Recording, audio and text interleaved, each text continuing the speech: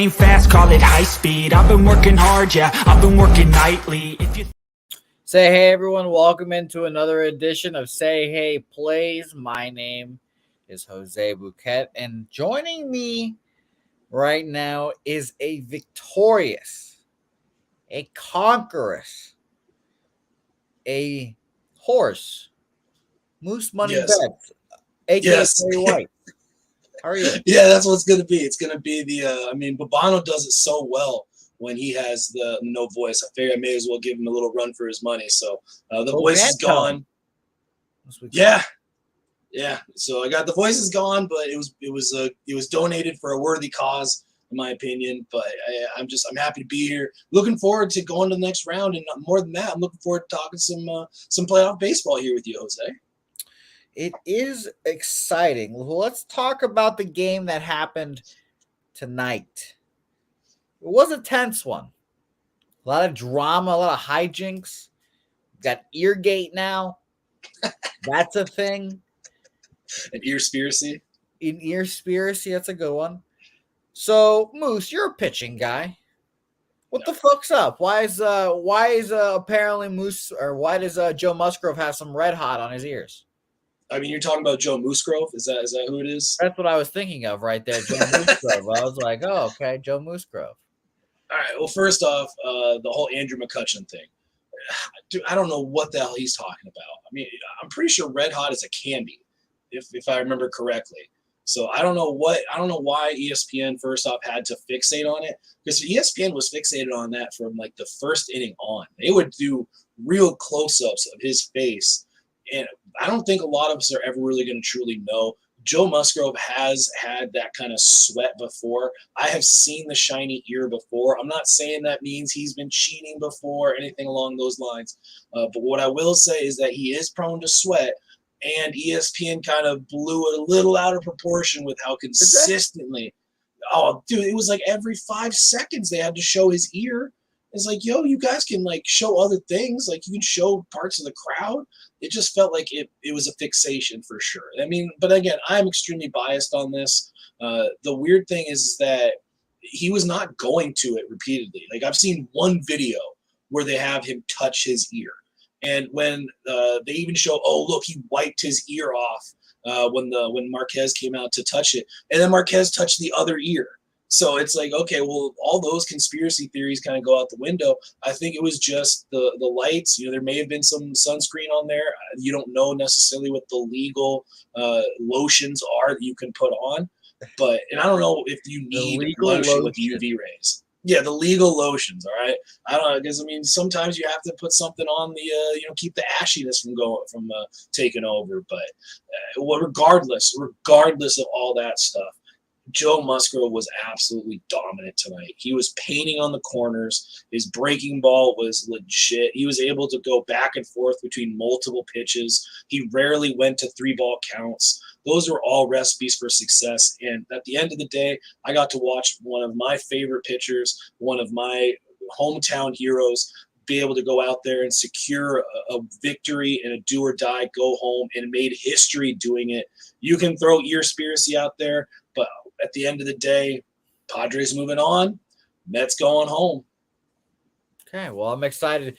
The Mets fans are in shambles right now as well. It's a tough scene for Mets fans right now. Everyone dancing on the Mets graves, which is admittedly funny, but they'll be back and they're going to be making a lot of noise. Will they? They were one of my top 2 teams in the NL for the whole year. I thought they were going to be up there. I thought they could beat the Dodgers, but no. And I said the same thing about the Blue Jays, who also collapsed, but tough times. Yeah, I think it's important to point out that there's going to be significant free agent issues coming up. I mean, they talked about that was like the one negative thing that the podcast was talking about with the Mets was that is it going to be able to get rebuilt or put back together with DeGrom likely or possibly leaving, Max Scherzer continuing to age. I believe you lose McNeil, Marte. So what's that roster going to look like next year if all those guys are gone, or are you going to go out and bring a lot of those guys back? It's going to be fun to see. So We acknowledge the Mets' death. I also lost a team to over 3.5 on the Mets today. So now I'm only 6-2, up 3.9 units on the playoffs so far. So I can't complain. Up units. It was a fun game to watch, and the whole Joe Musgrove domination thing was very interesting, to say the least. Now let's move on and let's talk about the division series, because boy, oh boy, we have a lot of interesting things going on. We've obviously got your Padres against the Doyers, Phillies Braves, Marlins Astros, Guardians, Yankees. And my man Preston asking a great question, and I'll pose this to you, Moose Money. How much money do I bet on the Astros to win this matchup? We'll start with the Seattle Mariners and the Astros. And I'll give you a little trivia question. You can take this home. You can put this in your pocket. When was the last time the Astros lost either game 1 or game 2 of the ALDS? Well, how many ALDSs have they been? Because they were in the National League. So is it 0? Well, this is recent. When's the last time they lost either game 1 or game 2? It's not obviously. Game 1 or game 2. Yeah. I don't think it was last year. I don't think it was the year before. Would it have been their first? It was the Trastros? Was that when it was? When it was the Trastros? Oh, it was. And by the way, shout out to Dabby Cab. I also say join whenever. You can jump on in as 12 because it is supposed to be a throuple. And I was Dabby Cab putting down his children. It is not Boston in 2017, Vincent. It is not Bobby Blitzer. 2015, apparently. 2015, the Royals. Apparently, that is what it was. And then, maybe my stat was wrong there. I already got it from a beat writer. Shout out to Brian Mc something. I forgot his last name already. Brian McMahon, something. I don't know. But it's 2015, the Royals. I was like, wow. That's incredible. And I'm like, okay, so I first of all, we've got probably Logan Gilbert, Justin Verlander in game 1. Logan Gilbert has seen the Astros 4 times this year. 2 earned runs, 2 earned runs, 3 earned runs, no earned runs. And that's from the most recent to the first start of his season. So he's gotten, I guess, progressively worse. And it's never comfortable. And his last 2 starts were back-to-back, 6 innings, 2 earned runs. At Houston as well, he gave up 3 earned runs and 2 earned runs, like I mentioned, in those 4 starts. I'm a little concerned, and obviously Verlander's a fucking dog. And we mentioned this before. Is the layoff going to affect these teams? I don't think it's going to affect the Astros that have done this plenty of times. I think they win game 1. Game 2 will be interesting because I think it'll be Luis Castillo versus Framber Valdez or Lance McCullers. We'll see what Dusty Baker decides. And that will be a dogfight. And obviously, if the Seattle Mariners can find a way to win that, then they'll have a chance in the series. But I think they win one game 1 and 2. And then from there, there'll be like minus whatever, like 900 to win the series. So maybe minus 240. Preston, I know you love eating the juice there. Maybe minus 240 is interesting for you. I can't bet the Seattle Mariners. I love the Seattle Mariners. They're the Astros are 12-7 against the Seattle Mariners this year as well, though. Seen them plenty of times. I just don't think they're going to have the offense at the end of the day to get past the Astros. So I'm not making you give a prediction, or if you have a bet, you obviously can shout out your bet. But I think the Astros win this in 4 games. So a sweep? No, it's 5-game series. So it's 5. Oh, my bad. But I think it's 5. I think Astros and 5. I think Seattle wins 1. But I'll be telling you this: Robbie Ray is the weak point in the series. Robbie Ray against the Astros this year: 2 2/3, 4 earned runs, 3 innings, 6 earned runs, 5 innings, 4 earned runs. I'll be betting heavily against Robbie Ray that day. Yeah, well, you have the perfect person to be able to eliminate whatever trepidation you might have about the layoff. Because I would be interested to see how it's going to be playing itself out. because there's only one series that isn't a divisional matchup. So would that be the one series where a layoff might be more of an impact, because all the other series are having divisional opponents. So there's going to be a lot of familiarity here, and the Mariners and Astros have obviously a lot of familiarity. I think a lot of people expected there'd be some big games down the stretch, but you look at that last series, or the last two series they had in July, the Mariners just got dominated. I mean, home and away, they just got boat raced. What has really truly changed, other than the fact that went up to Toronto, and Toronto had some kind of weird things happen. Manoah, who had a really bad first inning, who had just been lights out. Luis Castillo, who had some real big struggles on the road, had about a 4.38 ERA on the road, 4.5 ERA and during the day, and all that went out the window. He looked as good as he's ever been. So I would say if there's going to be a game that they do have a better chance at, it's going to be the Luis Castillo game. I think the first game is probably going to be closer to an under, but from there on out, it's probably going to be looking at overs. I think that's kind of the best way for me to look at this series, because it seems like you're right. There's just going to be domination. Maybe the Mariners get one, maybe it's a Castillo game, but more than anything, I'll probably try to look at totals here, trying to get maybe first fives, eliminate how good those bullpens can be. If I can get something around like a 3 or a 3.5, I might try to jump on that. But it's going to be Astros more than anything. It might be Astros team totals more than anything too. I'm going to be interested to see what the game one line is for Gilbert Verlander. If, I don't know, I can't imagine. I was thinking my first thought, I was like minus 130. I was like, no way. It's going to be like minus 150 to minus 175. So I think it's going to be like 160 to cut it in the between there. So I'll be interested to see how that goes for them. And then game two. And the issue, I had took the Astros to win the World Series along with the Braves on the other side. I think that's going to be the matchup now. The Astros just have so many pitchers. Like their rotation, it's probably going to be Verlander, Framber, Lance McCullers, and then maybe Christian Javier. Maybe he goes back into the bullpen, which if he does, that's even a better piece. But they still have Urquidy and Luis Garcia, who are both probably going into the bullpen. So the Astros are fucking good, guys, is what I'm saying here. And I like the Seattle Mariners. I really do. The sixth best bullpen against I don't think I wrote down what the Astros bullpen is, but obviously it's been one of the best with Ryan Stanek, who put up the best bullpen or reliever ERA season in the Astros history, by the way, this year with like a 1.13 or 1.17 or something like that.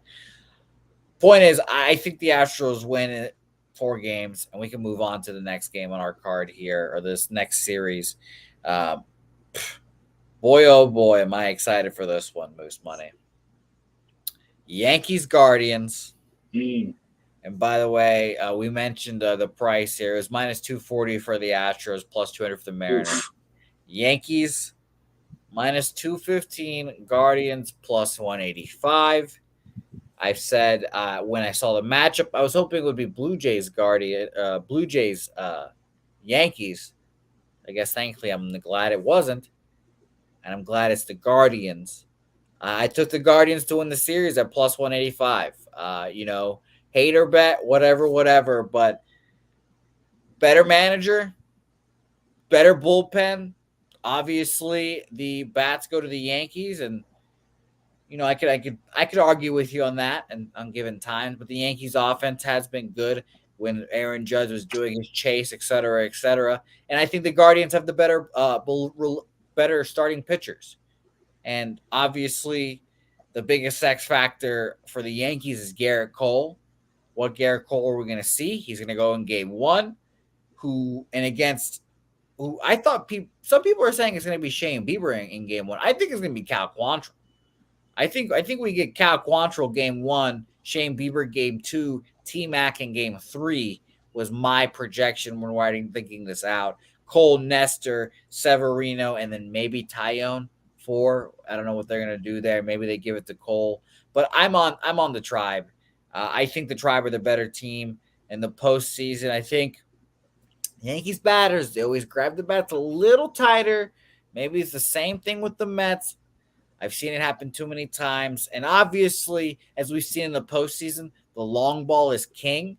and the Yankees have been, I think, don't have the exact stat in my head, but I'm sure I can say this confidently, the best team at the long ball this year, but it always dries up. It always dries up in the postseason, so we'll see how it goes. And I'm interested to see how Aaron Judge does because I don't I think he kind of gets paid off his regular season performance. Like, he could flop this postseason, still get the same big bag. Obviously, World Series ring would be great, et cetera, but I think he'll still be okay money-wise if he doesn't perform in the postseason. Probably get shit on a little more, but I ultimately think he doesn't perform like too well. Like, he's not fucking I was gonna say Reggie Jackson. There we go. I was thinking of the Jackson. He's not Reggie Jackson. So I took the Guardians here. What do you think, Moose? Yeah, I like it. The question I had earlier was what playoff matchup is going to have the issue with a layoff, if there is going to be an issue with a layoff. I think this is the series, and the Guardians are going to be coming in off of a great high. I don't want to say like a dominant performance against the Rays, but pitching wise, it was absolutely dominant. But the concern for Cleveland is that they still didn't hit. Like, they just continue to not really hit. Although the Yankees were hitting down the stretch. I just pulled it up really quick just to kind of take just to make sure. Yeah, they did. The Yankees down the stretch from the September 19th, they were 118 weighted runs created plus. They were 8.3 weighted runs above average, ISO of 173, 251 average. But I think that they might have some issues against the Guardians. And when they played each other, the Guardians played the Yankees way earlier in the year, and they played them when they were on a really bad stretch. And it may create that hubris for the Yankees that, we dominated them already. This is a different Guardians team. Like, it's a much more refined offense. I mean, they're not going to do too much. They played a lot of small ball, but they can play defense. And the big X factor here is the bullpen. Aroldis Chapman isn't even on the fucking roster, dude. Like, he didn't even. That was the funniest fucking thing I've ever seen in my fucking life. Oh my! Well, I was actually a little bummed out because nothing, Moose. When I say this, nothing makes me more happy than seeing Aroldis Chapman struggle on the mound, especially in the postseason. It just, I just feel so. Oh good. yeah, James Winston. That I love it. I love it. But continue. I'm sorry. So I think the huge advantage goes to Cleveland with the bullpen, and I'm not going to argue too much the starting pitching. We don't know we never know. And you can attest this. We never know what Garrett Cole is showing up. And I don't want to count on him being the Garrett Cole that we've seen in the past. Could it happen? Yeah, we see some things happen like that in the playoffs. But if you're going to be comparing, Tristan McKenzie to, I don't even know who would be their number two. Would it be Nestor? Would Nestor be their number two? My guess, Mike, like I said, is I think it's Cole, Nestor, Severino, and then either Taillon or Cole on short rest. Yeah, and I think the advantage starts going towards Cleveland. Cleveland just got to win one game in New York, in my opinion. If they could just win one of those games and take it back to Cleveland, I think it's just going to be. Yeah, I think it's just going to be a low-scoring series. If it's a high-scoring, it's Yankee wins. That's just going to be the correlation. If there's going to be runs, it's going to be Yankee victory. But I expect there not to be a ton of runs in this series, really, at all. I would think that the Guardians pitching staff is going to do what they've done pretty much all year, and that's limit the Yankees. And they're just going to have to rely on speed and small ball to get past them and force them to have to make defensive plays, which the Yankees are fine defensively, but they're not defenders that can get outside of their general natural range. They're not going to be going and chasing a ball. They're not Trent Grisham. Yeah, exactly. Like, they're not making 15% catches. They don't have a ton of those type of defenders. Good defenders, but not a lot of rangy defenders. So I do like the Guardians. I might hop on that series bet. But more than anything, I want to really hop on and attack the Tristan McKenzie game, as well as the potential games where they're at home if it's already been split on the road. See, I'm going to find, because like I said, I think it's going to be Quantrill Cole game one, and I think that is the way to go. Sacrifice game one if you've got to. Yeah. Just be like, all right, Cal, go out there, big spot, biggest start in your life. Let's see what you can do. If he goes out there, throws great, even better for you. If he doesn't, oh well, we lose the Cole start. You go to game two, you throw Bieber, who rested up now, got a more rest. You've seen what the Yankees bats do. Better road pitcher. I haven't even looked at his splits. I'm going to talk out of my ass here for a second. In my head, better veteran road pitcher. Go in there in Yankee Stadium, silence the crowd, and then you've got T-Mac in game two, who has already pitched 7 hits, 7 innings, 1 hit ball, no earned run, 7 Ks, 1 walk at Progressive Field. Is that, I think that's what it's called still, at Progressive Field for the Guardians. So I really think that's the way to go, and I hope Tito does that. So I'll be interested to see if that's what they do. Especially, I like the matchup with T-Mac and Severino there. It's going to be interesting. So we'll see. Maybe the smart play is to wait, see game one. Yankees win game one, sure. Then you bet it again, or you just bet it then.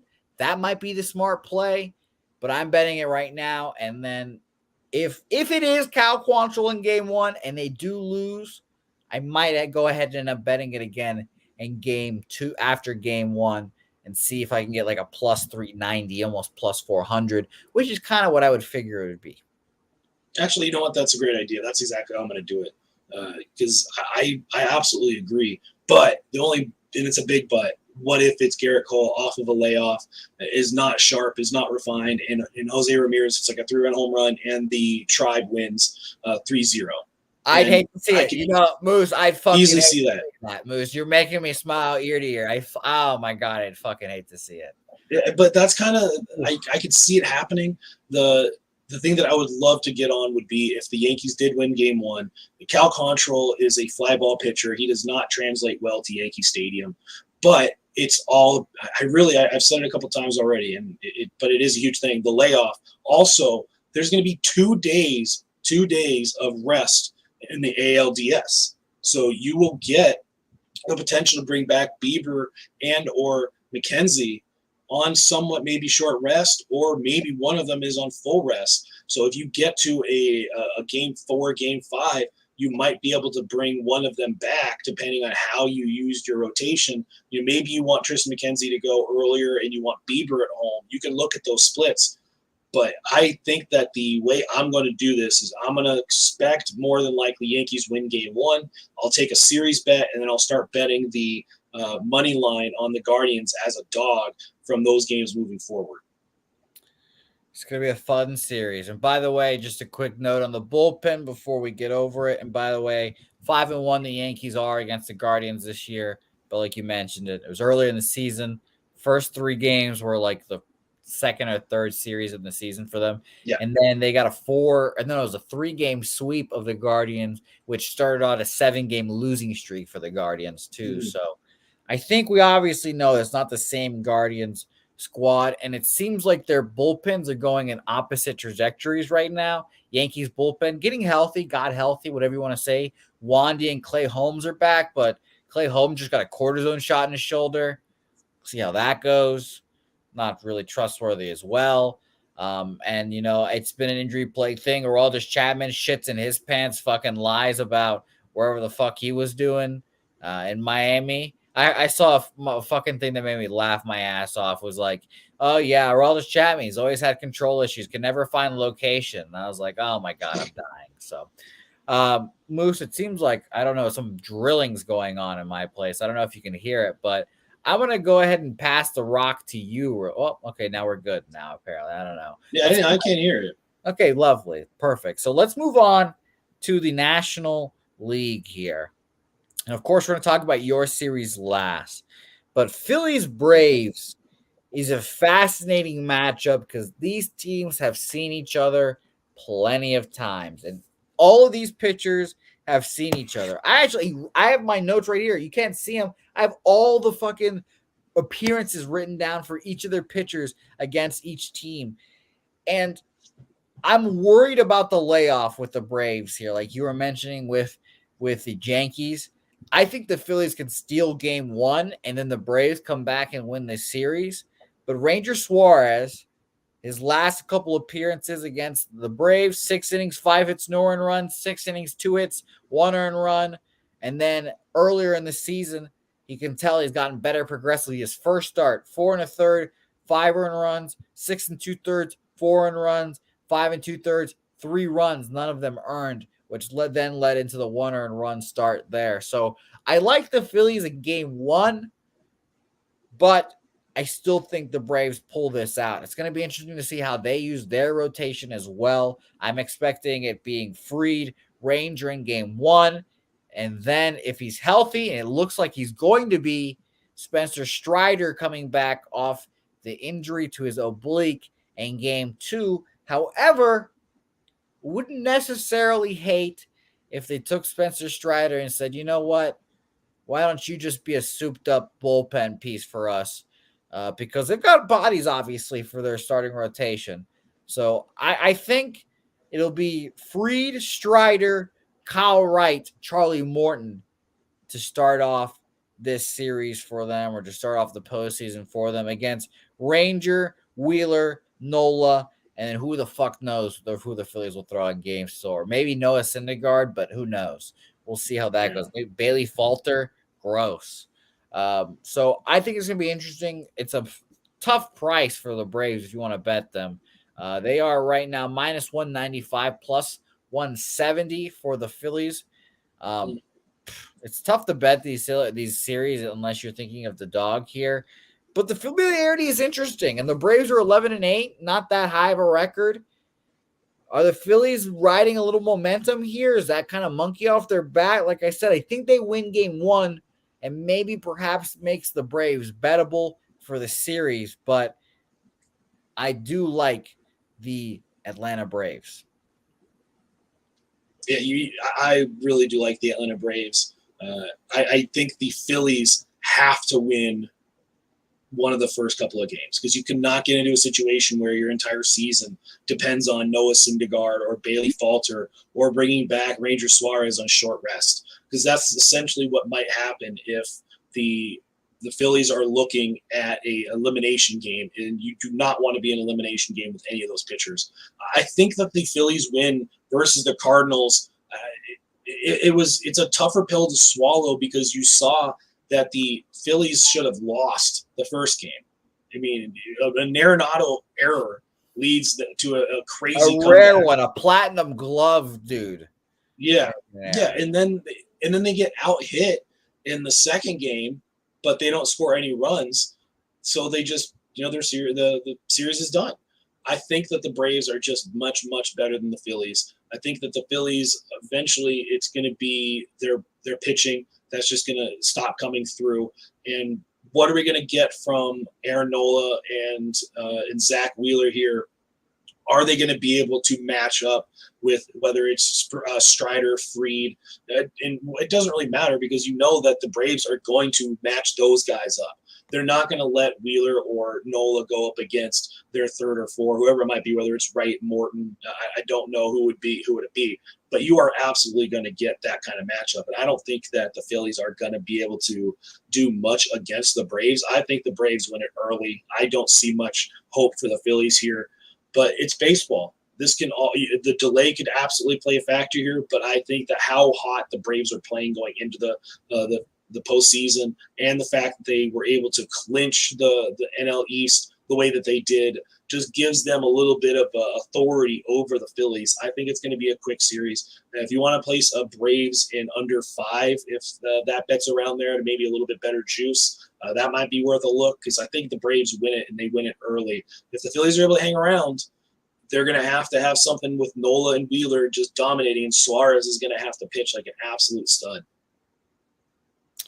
Yeah, and I think you could do it once, but not a second time. And I think we're going to get a Bailey Falter, Noah Syndergaard start here. And I think it'll be Noah Syndergaard if I would be pretty surprised if it's Bailey Falter. I don't know how his starts or appearances have been against the Braves this year, I unfortunately only wrote down Nola, Wheeler, and Ranger because those are the guys that really matter. It'll be very interesting to see when that day comes. By the way, obvious bullpen advantage too for the Braves against the Phillies because Eflin's starting to close for them, and it's bleak. Like the at least when the Seattle Mariners doing it, they're doing it with George Kirby, a good young pitcher who's got electric shit. Eflin, I'm lukewarm, very lukewarm. Yeah. So shout out to the Braves. I think they move along here, and it'll be interesting to see how they go about it. All right, Moose, it's time. Your series is here, and I might clear out here because I took basically no notes on this series. I don't know who the fuck the Padres are going to throw on Tuesday. Clevenger. Sick. So Clevenger against Kershaw, maybe, or Julio. We'll see.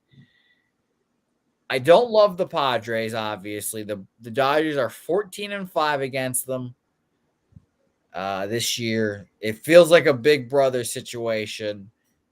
I hate to say this, but Petco Park's going to be filled with Dodgers fans.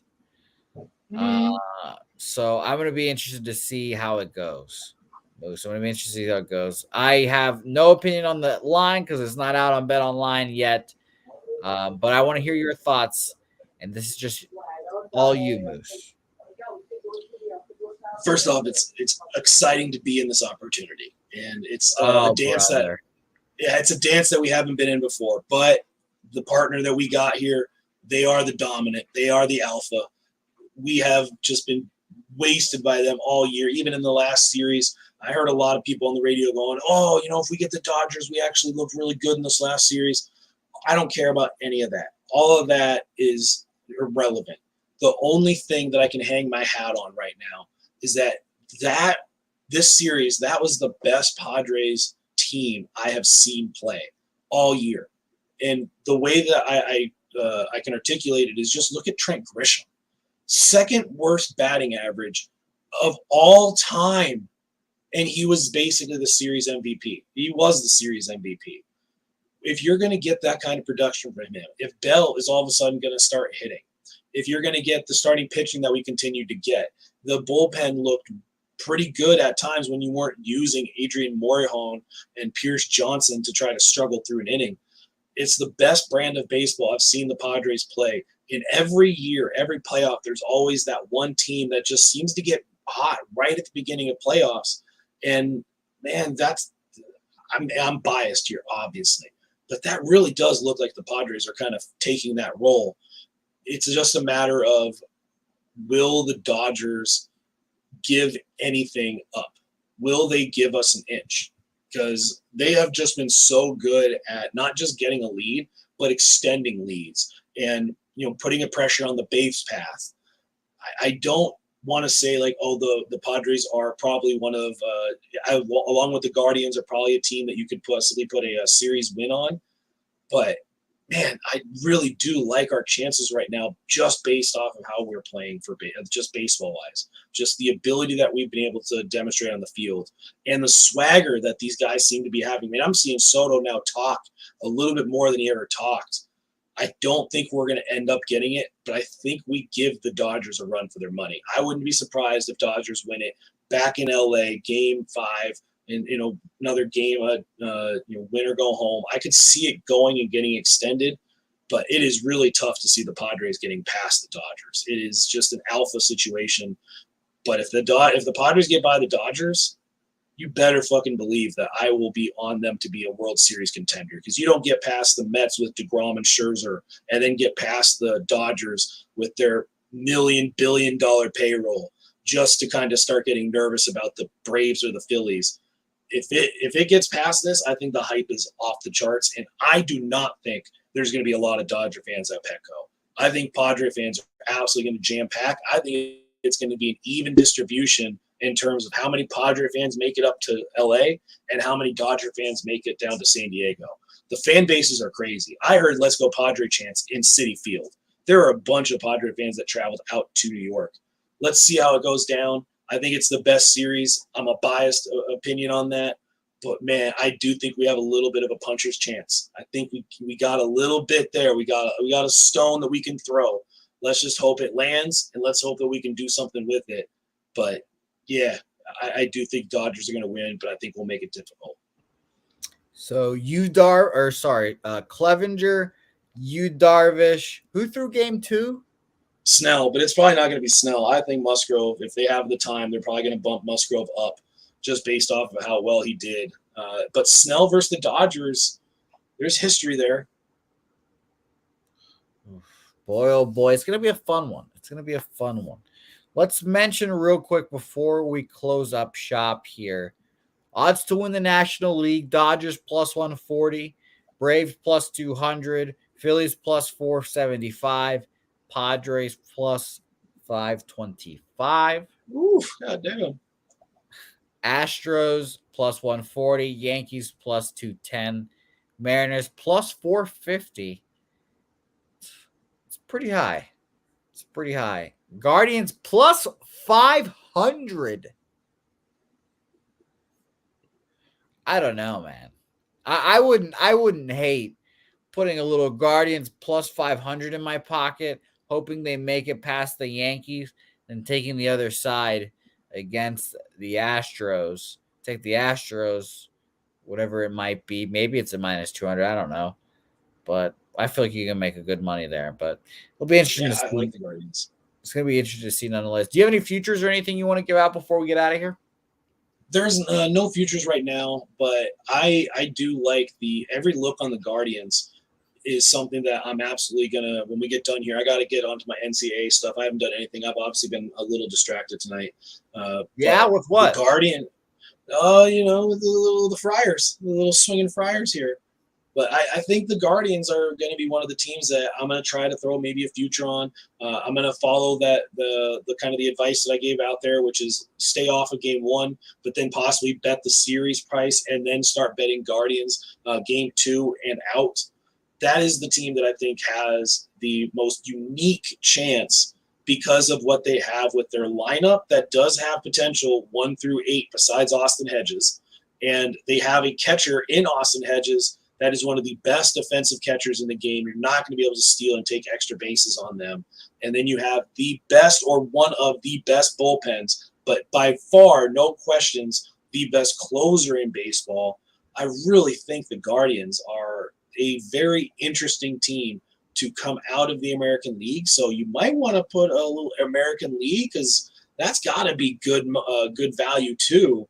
And then you just have a little extra sprinkle on the World Series. But I like the Guardians, but the other team would also be the Padres. If they're able to get by the Dodgers, I think it ends up being a very interesting situation because I see the Braves getting past the Phillies, no problem. I think it's going to be the Braves waiting for the Dodgers or the Padres. And it'll be either a replay of last year or it'll be a 1998 NLCS all over again. Well, that's going to be a fun time. Everyone knows my thoughts. I was said for the longest time, I thought it was Astros, Blue Jays, Yankees, Braves, or not Yankees, Mets, Braves. Obviously, 2 of those teams have fallen, and now the picture is clear. It's Braves, Astros, World Series. Let's have at it. The 2 I was about to say the 2 best teams in their divisions in the last couple of years, or 2 conferences, whatever we fucking call them, leagues, I guess technically. But that would be disrespectful to the Dodgers. I can't do the Dodgers like that. So it's going to be a lot of fun, and obviously the Dodgers are a juggernaut. So we'll see. I think the Padres can hang tough. I wouldn't be surprised, but I think Dodgers in 4. But be careful, man. You just be careful, Dodgers. Don't let them win game 2 and 3. Game 2 and 3 will be very interesting to say the least. Moose, is there anything to plug before we get out of here? It is a late night. You sound like Barry White. A little intoxicated. Yeah, I had some adult beverages, that's for sure. But I mean, how can you not when you're rooting on your team late night on a Sunday, hoping to see them advance in the playoffs? But you guys can find me on Twitter at Moose Money Bets. I will be with at Picks from Dave doing the Capper Collective on Wednesdays, and then you can watch me on the live bet streams with my boy Dabby Cab out there watching some NCAA football on Friday night, Saturday mornings, and you might get me on Jimmy's show. So we'll see kind of how that stuff develops and plays itself out. But if you have any questions, don't hesitate to reach out on Twitter at Moose Money Bets. I will be posting any MLB plays that I make on there, as well as my NCAA and NFL cards. Just had a fucking crazy awesome weekend in football. 14-3 day in NCAA, followed up with a 5-1 day in NFL. So I'm running real well right now. So if you need anything, check me out on Twitter at Moose Money Bets. Yeah, let me hold $1, Moose. Sheesh. It's very exciting. I love to hear that, my man. So Moose running hot. Check him out. Moose, I hope you can join us. So some Padres Dodgers shenanigans. Maybe You got me. Maybe this is the good luck charm. Who knows? Who knows? Yeah, I'm down. I'm superstitious. I will repeat it. So if it works one time, I'll run it back and do it again. Yeah, beautiful. Thanks everyone that watches live. We appreciate you guys, obviously. And by the way, Dan Kelly, some good wisdom he's dropping here. If you like the Guardians, you have to bet on them game one. You see it all the time in every sport when a team has a rest advantage versus a team that's hot. It takes that rested team a while to get to playing. We mentioned that earlier, Dan Kelly. I'm glad you said it too. Makes us look smarter when you say it as well, my man. So thank you, Dan. Chief, Lance LaRose, Trisha Commentini. I don't know what that drilling was. I was very curious to hear what that was. Banana and Grapes, Bo Jackson up 5, Joshua Chipman, Sebastian A, Daniel San, Bobby Blitzer, all you guys, Vincent Contreras, even Cabby Dab. Cabby Dab joined us. So thank you to Cabby Dab. And I'm going to see him probably, I forget when the game is. I think it's January or February. I think it's January. So I'll see him in Dallas, hopefully for Stars Bruins. That will be a lot of fun. Oh, there you go. That'll be a lot of fun. Yeah, some off-season shenanigans. But thank you, Moose. We'll see you next time.